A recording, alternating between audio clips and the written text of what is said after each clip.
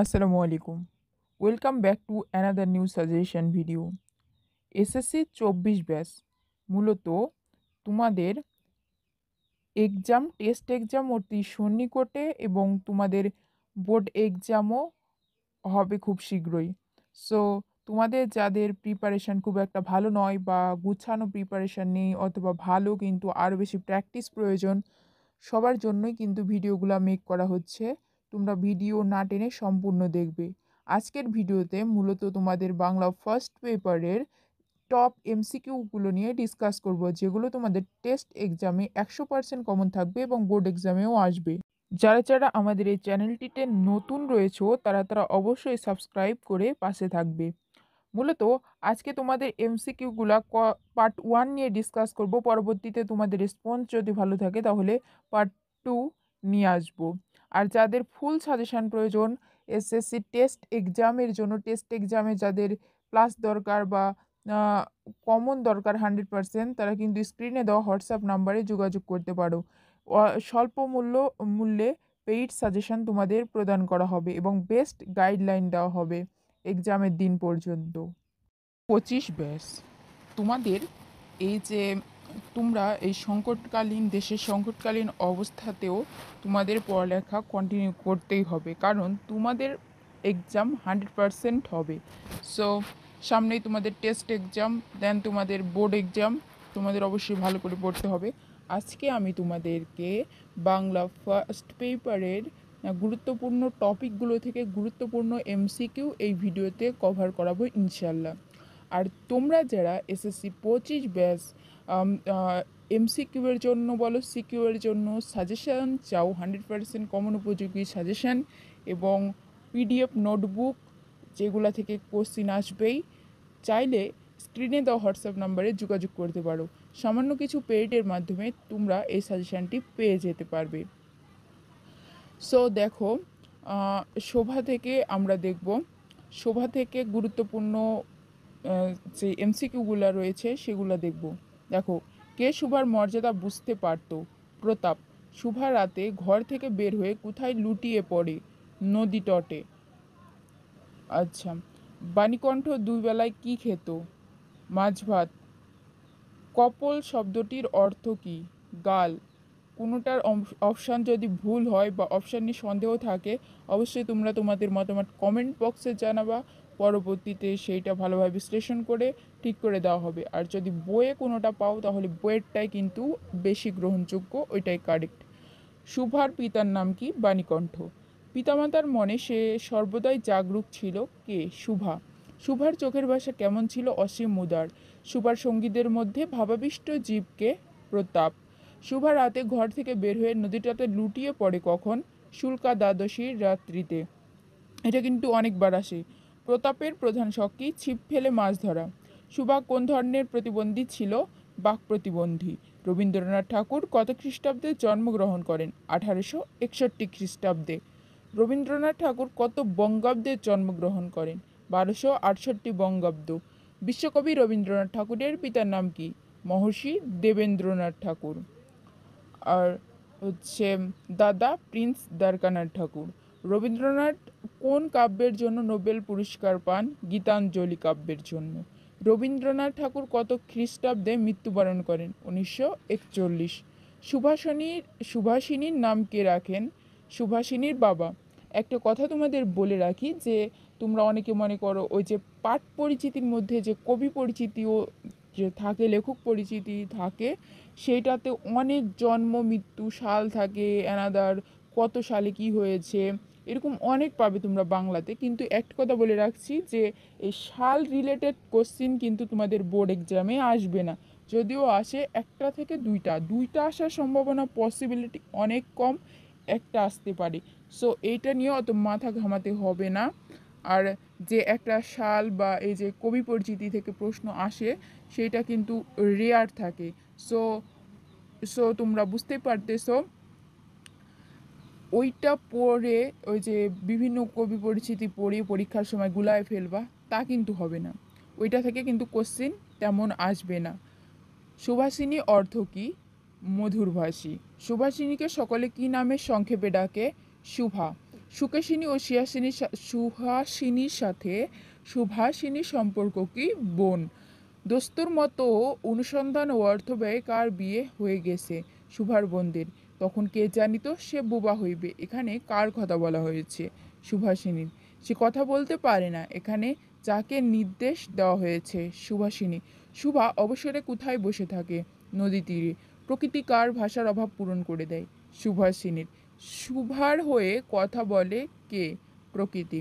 যেহেতু সে কথা বলতে পারে না, প্রকৃতির সাথে সে মেলামেশা করে। শুভা গল্প অনুসারে প্রকৃতির শব্দ এবং বিচিত্র গতিকী, এই যে বোবার ভাষা।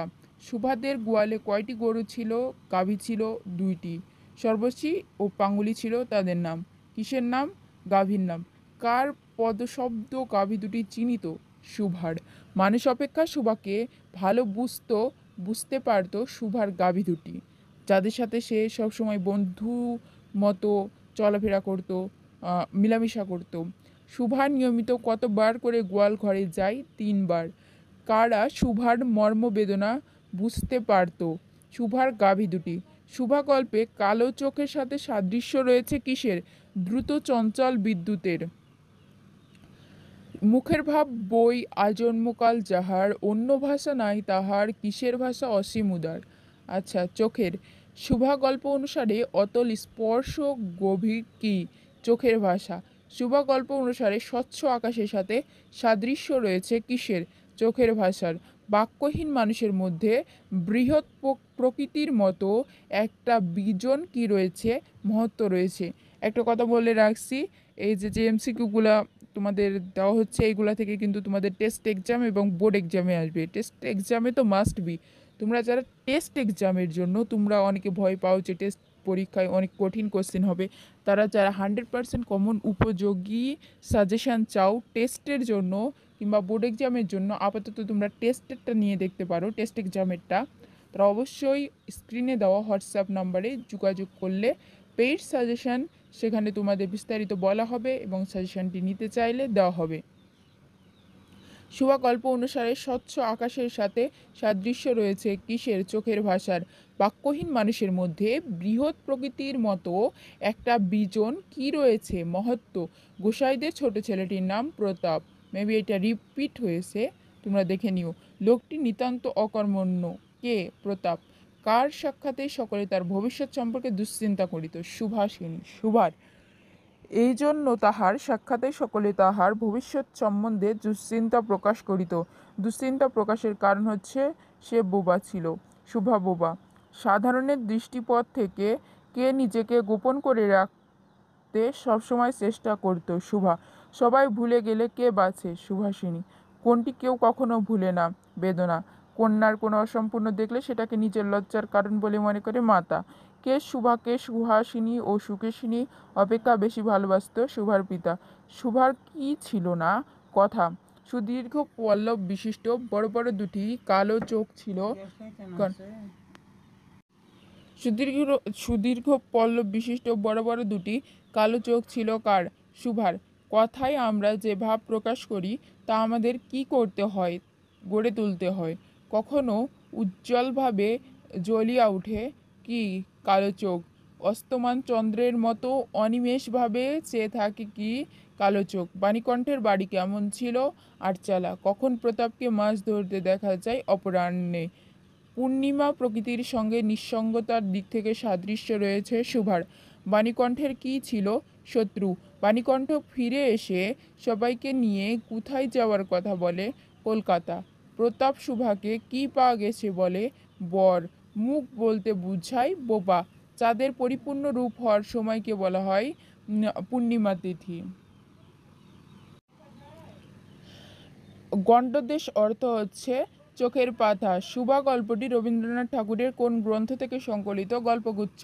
বাণীকণ্ঠের পিছনে শত্রু লাগার কারণ হচ্ছে বাণীকণ্ঠের সচ্ছলতা। কারো কাছে সম্পত্তি বিক্রি করবে না। দুবেলা মাছ ভাত খায়। 1 আর 3। শুভা গোসাইদের ছেলে প্রতাপকে আশ্চর্য করতে চাইতো কারণ নিজের গুরুত্ব প্রকাশের আশায়। 1 আর 3 মনে জায়গা করে নিতে। খ। আমরা এবার দেখব প্রাবন্ধিক প্রমোদ চৌধুরী কর্তৃক লেখা বই পড়া প্রবন্ধের গুরুত্বপূর্ণ এমসিকিউ। দেখো 1। বই পড়া প্রবন্ধে লাইব্রেরির সার্থকতা কিসের চেয়ে কম নয় বলা হয়েছে হাসপাতালের। বীরবল সাহিত্যিক ছদ্মনামে কে লিখতেন? বীরবল সাহিত্যিক ছদ্মনামে লিখতেন প্রমোদ চৌধুরী। প্রমোদ চৌধুরীর সাহিত্যিক ছদ্মনাম ছিল বীরবল। বই পড়া প্রবন্ধে প্রাবন্ধিককে লাইব্রেরিকে কি বলা হয়েছে? মনের হাসপাতাল। আম, আচ্ছা, এবার তোমাদের একটা আমি প্রশ্ন ছুড়ে দিই। ভানু সিংহ কোন লেখকের ছদ্মনাম ছিল? তোমরা কমেন্ট বক্সে কিন্তু অবশ্যই জানাবা। বই পড়া প্রবন্ধটি প্রমোদ চৌধুরীর কোন গ্রন্থ থেকে সংকলিত হয়েছে? প্রবন্ধ সংগ্রহ। প্রমোদ চৌধুরীর মতে মানুষের উদরপত্তিতে সরাসরি কাজে লাগে না কোনটি? সাহিত্য। নীতির চর্চা হয় কোথায়? ঘরে। বই পড়া প্রবন্ধে প্রমোদ চৌধুরী কিসের সমালোচনা করেছেন? শিক্ষা ব্যবস্থার। প্রমোদ চৌধুরীর মতে দর্শনের চর্চা হয় কোথায়? দর্শনের চর্চা হয় এটা হচ্ছে গুহায়। দেন দেখো, কোন জাতি জ্ঞানে বড় নয়? যারা মনে বড় নয়। বই পড়া প্রবন্ধের রচয়িতা হচ্ছে প্রমোদ চৌধুরী। প্রমোদ চৌধুরীর জন্মসাল এটা লাগবে না, 7 আগস্ট 1868। প্রমোদ চৌধুরীর পৈতৃক নিবাস কোথায় ছিল? পাবনা জেলায়। সুসার অর্থ হচ্ছে প্রাচুর্য। ভাড়ে ভবানী শব্দটি কি বোঝাতে ব্যবহৃত হয়েছে? রিক্ত অবস্থা বোঝাতে। অবগাহন শব্দটির অর্থ কি? সর্বাঙ্গ ডুবিয়ে গোসল। প্রচ্ছন্ন বলতে কি বোঝানো হয়েছে? গোপন। বই পড়া প্রবন্ধে উল্লেখিত জীর্ণ শব্দটির অর্থ হচ্ছে হজম। গতাসু শব্দটির অর্থ হচ্ছে মৃত। কারদানি বলতে বোঝানো হয়েছে বাহাদুরি। প্রমোদ চৌধুরী কোন বিষয়ে MA ডিগ্রি অর্জন করেন? ইংরেজি। প্রমোদ চৌধুরী রচিত কোন পত্রিকাটি বাংলা সাহিত্যে চলিত ভাষারীতি প্রবর্তনে অগ্রণী ভূমিকা পালন করে? সবুজপত্র। বাংলা সাহিত্যে গদ্যধারার সূচনা ঘটে কার নেতৃত্বে? প্রমোদ চৌধুরী। অনেকে একটা হাসির কথা বলি, এই যে বই পড়া এরকম করে রিডিং পড়তে গিয়ে প্রমোদ চৌধুরীকে কিন্তু প্রথম চৌধুরী বলে ফেলে। এটা কিন্তু আমার ক্ষেত্রেও অনেকবার আগে হয়েছে। প্রমোদ চৌধুরীর রচিত গ্রন্থ কোনটি? নীললোহিত। প্রমোদ চৌধুরী কোন তারিখে মৃত্যুবরণ করেন? 2রা সেপ্টেম্বর 1946। এটা তোমাদের লাগবে না। মানুষের সর্বশ্রেষ্ঠ শখ কি? বই পড়া। প্রমোদ চৌধুরীর মতে আমাদের এখন কি করার সময় নয়, শখ করার। প্রমোদ চৌধুরীর মতে তিনি কোন পরামর্শটি দিলে অনেকে সেটিকে কুপরামর্শ হিসেবে দেখবেন? শখ করে বই পড়া। প্রমোদ চৌধুরীর মতে জাত হিসাবে আমরা কেমন নয়, শৌখিন নয়। প্রমোদ চৌধুরীর মতে তার কোনো প্রস্তাব অনেকের কাছে নিরর্থক ও নির্মম ঠেকবে। জীবনকে সুন্দর ও মহৎ করার প্রস্তাব। কোনটি উপভোগের জন্য আমরা প্রস্তুত নয়? সাহিত্যের রস। কী লাভের জন্য আমরা সকলেই উদ্বাহু? শিক্ষার ফল। প্রমোদ চৌধুরীর মতে শিক্ষা সম্বন্ধে সাধারণ মানুষের দৃষ্টিভঙ্গি কী?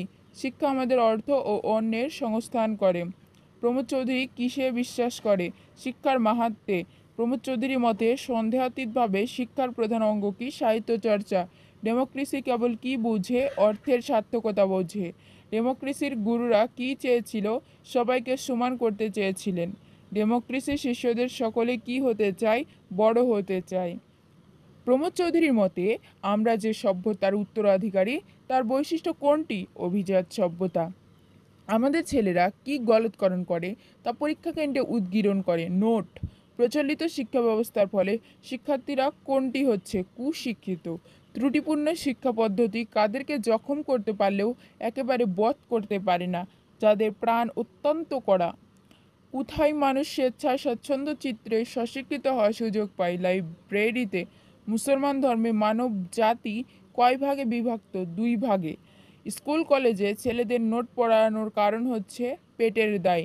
আমাদের শিক্ষিত সমাজের লোলুপদৃষ্টি আজ কিসের ওপর পড়েছে? অর্থের ওপর। মামলায় জেতার জন্য কোনটি করতে হবে? নজির আওড়াতে হবে। ধনের সৃষ্টি কোনটির ওপর নির্ভরশীল? জ্ঞানের ওপর। মানুষের পুরো মনটার সাক্ষাৎ পাওয়া যায় একমাত্র কিসে? সাহিত্যে। দর্শন, বিজ্ঞান ইত্যাদিকে প্রমোদ চৌধুরী কোন উপমায় অভিহিত করেছেন? মনগঙ্গার তোলা জল।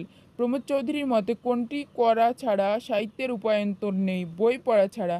সাহিত্য চর্চার জন্য কোনটি চাই? লাইব্রেরি।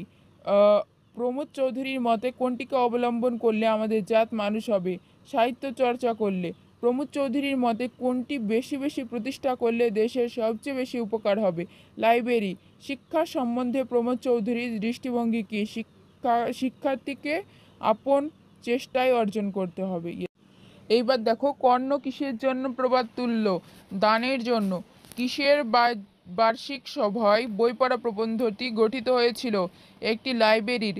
প্রগতিশীল জগতের সাথে তাল মিলিয়ে চলার জন্য কোনটি আবশ্যক বলে প্রমোদ চৌধুরী মনে করেন? সাহিত্য চর্চা। প্রমোদ চৌধুরীর শখ হিসাবে এই যে বহুপদী এমসিকিউগুলো দেখো, এই বই পড়া থেকে বহুপদী এমসিকিউগুলো কিন্তু আসে। প্রমোদ চৌধুরী শখ হিসেবে বই পড়তে পরামর্শ দেন না, সেই পরামর্শ অযৌক্তিক বলে, সেই পরামর্শে কেউ কান দেবে না বলে, জাত হিসাবে আমরা শৌখিন নয় বলে, সেই পরামর্শে কেউ কান দেবে না বলে, আর জাত হিসেবে আমরা শৌখিন নয় বলে। শিক্ষার ফলাফল হিসেবে আমরা চাই শিক্ষা আমাদের গায়ের জ্বালা দূর করুক, মনকে সজাগ ও সতেজ করুক, চোখের জল দূর করুক। এইটা হচ্ছে গায়ের জ্বালা চোখের জল দুই দূর করবে। 1 আর 2 খ, 1 আর 3 খ। বই পড়া প্রবন্ধের উদ্দেশ্য স্বেচ্ছায় বই পড়ার ব্যাপারে উৎসাহিত করা, শিক্ষা ব্যবস্থার পরিবর্তন সাধনে ভূমিকা রাখা, সাহিত্য চর্চার গুরুত্ব তুলে ধরা। ঘ। এবার দেখো, কান্তা উদ্দীপক রিলেটেড কোশ্চিন। কান্তা ওর বাবাকে বলল, বই পড়তে আমার খুব ভালো লাগে। বাবা বলল, এজন্যই তো তুমি স্কুলে যাও। কান্তা মনে মনে ভাবে, স্কুলে তো জোর করে ভয় দেখিয়ে পড়া মুখস্থ করানো হয়, এমন কোনো জায়গা কি নেই যেখানে মনের খুশিতে অনেক রকম বই পড়া যাবে? বই পড়া প্রবন্ধ অনুসারে কান্তার মনে জাগা প্রশ্নটির উত্তর কি? লাইব্রেরি। বই পড়া প্রবন্ধ অনুসারে উদ্দীপকের কান্তার মাঝে লক্ষ্য করা যায় প্রবন্ধটির রচয়িতার মানসিকতা, পড়াশোনায় ফাঁকি দেওয়ার প্রবণতা, প্রচলিত শিক্ষা ব্যবস্থায় নিষ্পেষিত হওয়ার বাস্তবতা। দ্যাটস মিন খ। প্রবন্ধটির রচয়িতার মানসিকতা আর হচ্ছে শিক্ষা ব্যবস্থায় নিষ্পেষিত হওয়ার বাস্তবতা। এবার দেখো, শরৎচন্দ্র চট্টোপাধ্যায় রচিত অভাগীর স্বর্গ থেকে এমসিকিউগুলো দেখব। অভাগীর স্বর্গ গল্পে ঠাকুরদাস মুখার্জির স্ত্রীর মৃত্যু হয় কত দিনের জ্বরে? 7 দিনের জ্বরে।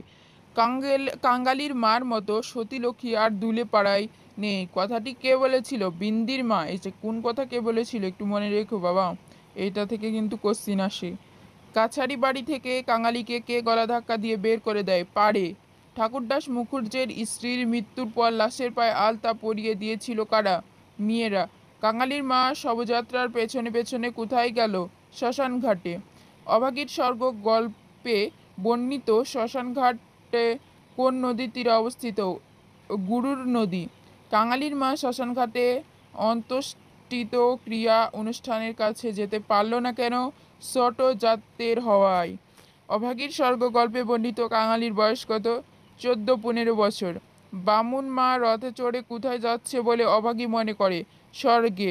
অভাগী শ্মশান ঘাটে কাঙালির কথায় লজ্জা পেল কেন? পরের জন্য শ্মশানে দাঁড়িয়ে অশ্রুপাত করায়। অভাগীর বাবার পেশা কি ছিল? নদীতে মাছ ধরা। অভাগীর স্বামীর নাম কি ছিল? রসিক বাঘ। অভাগীর স্বর্গ গল্পটিতে সঙ্গতিপূর্ণ শব্দটি কি অর্থে ব্যবহৃত হয়েছে? অর্থ সম্পদের অধিকারী অর্থে। অভাগীর স্বর্গ গল্পে ব্যবহৃত অন্তরিক্ষ শব্দটির অর্থ হচ্ছে আকাশ। অন্তরিক্ষ, আচ্ছা আকাশ, এটা হচ্ছে সমার্থক শব্দ। অভাগীর স্বর্গ গল্প কোন গ্রন্থটি থেকে সংকলিত হয়েছে? শরৎ সাহিত্য সমগ্র। শরৎ সাহিত্য সমগ্র গ্রন্থটি সম্পাদনা করেছেন কে? সুকুমার সেন। অভাগীর স্বর্গ গল্পে কাঙালি কিসের অভাবে মায়ের সৎকার করতে পারেনি? কাঠের অভাবে। শরৎচন্দ্র চট্টোপাধ্যায় কোথায় জন্মগ্রহণ করেন? হুগলিতে। বার্মা থেকে কলকাতায় ফিরে আসেন শরৎচন্দ্র চট্টোপাধ্যায় কত সালে? 1916 সালে। শরৎচন্দ্র চট্টোপাধ্যায় কত সালে জগত্তারিণী পদক লাভ করেন? 1920 সালে। শরৎচন্দ্র চট্টোপাধ্যায় 1936 সালে কোন বিশ্ববিদ্যালয় থেকে ডিলিট উপাধি লাভ করেন? ঢাকা বিশ্ববিদ্যালয়। কোনটি শরৎচন্দ্র চট্টোপাধ্যায় রচিত গ্রন্থ? শেষ প্রশ্ন। শরৎচন্দ্র চট্টোপাধ্যায় কত সালে মৃত্যুবরণ করেন? 1938 সালে। অভাগীর স্বর্গ গল্পে বর্ণিত ঠাকুরদাস মুখার্জির কয় ছেলে? 4 ছেলে। অভাগীর স্বর্গ গল্পে বৃদ্ধ মুখোপাধ্যায় মহাশয় কিসের কারবার করে সম্পদশালী হয়েছেন? ধানের কারবার। ঠাকুরদাস মুখার্জির স্ত্রীর মৃত্যুর পর বাড়িতে উৎসবের পরিবেশ তৈরি হলো কেন? অনেক লোকের সমাগম হওয়ায়। শ্মশানঘাটে চিতার ওপর শব স্থাপন করা হলে কি দেখে কাঙালির মায়ের চোখ জুড়িয়ে গেল? আলতারাঙা পা দেখে। অভাগী মৃত্যুর পর কার হাতের আগুন পাওয়ার আকাঙ্ক্ষা করে? কাঙালির। কাঙালির মা চিতার ধোঁয়ার মধ্যে কি দেখতে পেল? ছোট একটা রথ। কাঙালি সবেমাত্র কিসের কাজ শিখতে আরম্ভ করেছে? বেতের কাজ। কাঙালি বহুকাল যাবৎ মায়ের কোল ছেড়ে বাইরে সঙ্গী সাথীদের সাথে মেশার সুযোগ পায়নি কেন? শারীরিকভাবে রুগ্ন থাকায়, দ্যাটস মিন অসুস্থ থাকায়। কাঙালি শিশুকাল থেকে কাকে বিশ্বাস করতে শিখেছে? অভাগীকে, তার মাকে। অভাগী ছেলেকে রূপকথার গল্প বলতে গিয়ে কিসের গল্প শুরু করে? শ্মশান ও শ্মশানযাত্রার কাহিনী।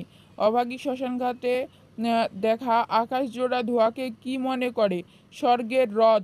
অভাগী মৃত্যুর পর কার হাতের আগুনের প্রত্যাশী? কাঙালির।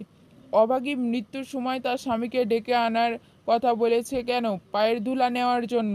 কাঙালি ঘটি বাঁধা দিয়ে কি করলো? কবিরাজকে প্রণামী দিল। কাঙালি ভালো করে ভাত রাঁধতে পারলো না কেন? রান্না না জানার কারণে। বাবাকে ডেকে ফেরার পথে কাঙালিকে তার মা কি আনতে বলেছিল? আলতা। অভাগী কাঙালিকে কোথা থেকে আলতা আনার কথা বলেছে? নাপতে বৌদির কাছ থেকে। রসিক দুলে কাঙালির ডাকে বাড়িতে এসে অভাগীকে কি অবস্থায় পেল? মুমূর্ষু অবস্থায় পেল। এই যে মুমূর্ষু বানানটা লক্ষ্য করে রাখো, খেয়াল করে রাখো, অনেকবার পরীক্ষায় পড়ে। সো মনে করবে মুমূর্ষু বানানের যে প্রথমেও রস্যও শেষেও রস্যও, মাঝখানেরটা দীর্ঘ, আর হচ্ছে শেষেরটার উপর রেফ। অভাগীর শয্যা পাশে রসিক দুলোকে কে পায়ের ধুলো দিতে বলল? বিন্দির পিসি। রসিক দুলে অভাগীকে পায়ের ধুলো দিতে গিয়ে কেঁদে ফেললো কেন? অনুশোচনার কারণে। অনুশোচনার কারণে। এমন সতীলক্ষ্মী বামুন কায়েতের ঘরে না জন্মে ও আমাদের দুলের ঘরে জন্মালে কেন? অভাগীর স্বর্গ গল্পে কথাটি কে বলেছে? রাখালের মা। অভাগীর স্বর্গ গল্পে কোথায় একটা বেলগাছ থাকার কথা উল্লেখ রয়েছে? অভাগীর কোটির প্রাঙ্গণে। অভাগীর সৎকারের জন্য কে কুড়াল চেয়ে এনে বেলগাছ কাটতে গেল? রসিক দুলে। জমিদারের দারোয়ান রসিক দুলের গালে সশব্দে চড় মারল কেন? অনুমতি ছাড়া বেলগাছ কাটতে যাওয়ায়। কাঙালিদের কুটির প্রাঙ্গণের বেলগাছটি কে পুঁতেছে? অভাগী। হিন্দুস্তানি দারোয়ান কাঙালিকে মারতে গিয়েও মারল না কেন? অশৌচের ভয়ে, ভূতের ভয়ে। আচ্ছা, অশৌচর ও অশৌচের ভয়ে। কাঙালিদের গ্রামের জমিদারের কাছারির কর্তা কে? অধর রায়। সকলে দারোয়ানের কাছে অনুনয় বিনয় করার সময় কাঙালি ঊর্ধ্বশ্বাসে দৌড়ে কোথায় যায়? কাছারি বাড়িতে। কাছারি বাড়িতে কাঙালি গোমস্তার কাছে মা মরার কথা বলতে গিয়ে কেঁদে ফেললে গোমস্তা কি করেন? কাঙালির ওপর বিরক্ত হন। কাঙালি মায়ের সৎকারের জন্য কাঠ চাইতে গেলে জমিদারের গোমস্তা তাকে কয় টাকা আনতে বলে? 5 টাকা। কাঙালি কাঠের জন্য টাকা আনতে অপারগতা প্রকাশ করলে অধর রায় অভাগীর লাশ কি করতে বলে? নদীর চড়ায় পুঁতে ফেলতে বলে। কাঙালি মুখুজ্জে বাড়িতে গিয়ে কি চায়? সৎকারের কাঠ। কোথায় গর্ত খুঁড়ে অভাগীকে অন্তিম শয্যায় শুয়ানো হলো? নদীর চরে। অভাগীর মুখাগ্নি করার জন্য কাঙালির হাতে খড়ের আঁটি জেলে দিল কে? রাখালের মা। অভাগীর স্বর্গ গল্পে শরৎচন্দ্র চট্টোপাধ্যায় প্রধানত সমাজের কোন দিকটি তুলে ধরেছেন?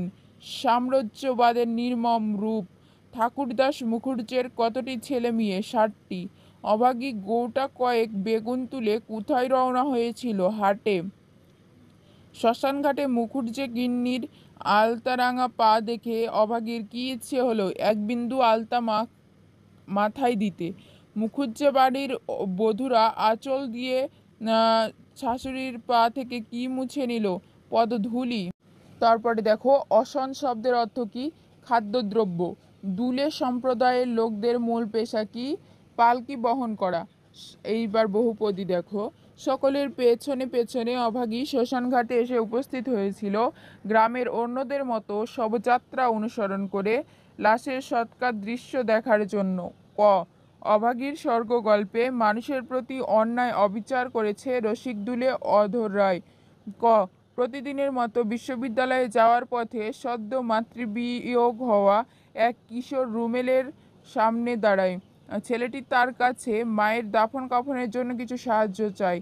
রুমেল ছেলেটির হৃদয়াবেগ অনুভব করে এবং মানিব্যাগে হাত দিয়ে সাধ্যমতো সহযোগিতা করে। উদ্দীপকের রুমেলে দেখা কিশোরের মাঝে অভাগীর স্বর্গ গল্পের কোন চরিত্রের প্রতিফলন ঘটেছে? কাঙালি।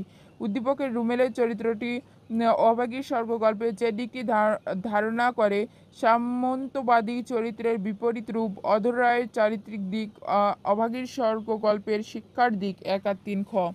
সো আমরা এক একে রবীন্দ্রনাথ ঠাকুর রচিত বই পড়া শুভা গল্প থেকে এমসিকিউ দেখলাম, মোস্ট ইম্পর্টেন্ট এমসিকিউ। দেন তারপরে আমরা বই পড়া প্রবন্ধ থেকে প্রমোদ চৌধুরী রচিত বই পড়া প্রবন্ধ থেকে গুরুত্বপূর্ণ এমসিকিউগুলো দেখলাম। তারপরে অভাগীর স্বর্গ থেকে দেখলাম। মূলত তোমাদের আবারও বলতেছি, যারা এই যে টেস্ট পরীক্ষার প্রিপারেশান নিতে চাও, 100% কমন উপযোগী সাজেশান পেতে চাও, তারা অবশ্যই আমাকে হোয়াটসঅ্যাপে নক দিতে পারো। তোমাদের একটা গ্রুপে অ্যাড করা হবে এবং হোয়াটসঅ্যাপে যাবতীয় এভিডেন্স দেওয়া হবে। যদি তোমরা চাও যে স্বল্প মূল্যের মাধ্যমে এই পেইড সাজেশানটি নিতে পারো, এই পেইড সাজেশানটি নিয়ে তোমরা পড়ে যাবা পিডিএফ ফাইলটি, যা তোমাদের টেস্ট এক্সামের জন্য যথেষ্ট। আর তোমরা যারা ম্যাথ নিয়ে চিন্তিত রয়েছো, ম্যাথ কীভাবে কভার করবে, টেস্টের জন্য ভালোভাবে প্রিপারেশান নিতে পারোনি, কভার করতে পারোনি, অল সাবজেক্টের সাজেশান কিন্তু আমাদের কাছে পেয়ে যাবা। কিন্তু ম্যাথের জন্য একটা স্পেশাল সাজেশান রয়েছে। দ্যাটস মিন তোমরা সেখানে অনলি 40টা সিকিউ রয়েছে, যা তোমরা যদি এই 40টা সিকিউ প্র্যাকটিস করো তাহলে তোমাদের টেস্ট পরীক্ষা এবং বোর্ড এক্সামের জন্য এনাফ। আর সেখানে এমসিকিউও রয়েছে, টাইপ ভিত্তিক এমসিকিউ, যেগুলো করলে তোমাদের জন্য যথেষ্ট। ফিজিক্স, কেমিস্ট্রি, অ্যানি সাজেশান যা তোমাদের নিড, আমাদের কাছ থেকে হোয়াটসঅ্যাপে দেওয়া নাম্বারে যোগাযোগ করে নিতে পারো। সো ভিডিওটা অনেক লং হয়ে যাচ্ছে, যা তোমাদের অনেক দেখতে সমস্যা হতে পারে বা অনেক টাইমের একটা ব্যাপার রয়েছে। সো আজকের ভিডিও এই পর্যন্তই। এই 3টা গল্প থেকে তোমাদের যে সাজেশানটা এমসিকিউ সাজেশান সেটা দিলাম। যদি প্রয়োজন হয় কোনটা থেকে চাও কমেন্টে জানাবা, তাহলে সেইটা থেকে দেওয়ার চেষ্টা করবো ইনশাল্লাহ। আর যারা তো সাজেশান নিশ্চয়ই পেইড সাজেশান নিলে অবশ্যই তোমাদের অনেক ভালো হবে। সো যারা নিচ্ছ তাদের তো কোনো চিন্তাই থাকবে না। সো এই তো আজকে এই পর্যন্তই। নেক্সট ভিডিওতে নেক্সট কোনো টপিক নিয়ে আবারও চলে আসবো ইনশাল্লাহ।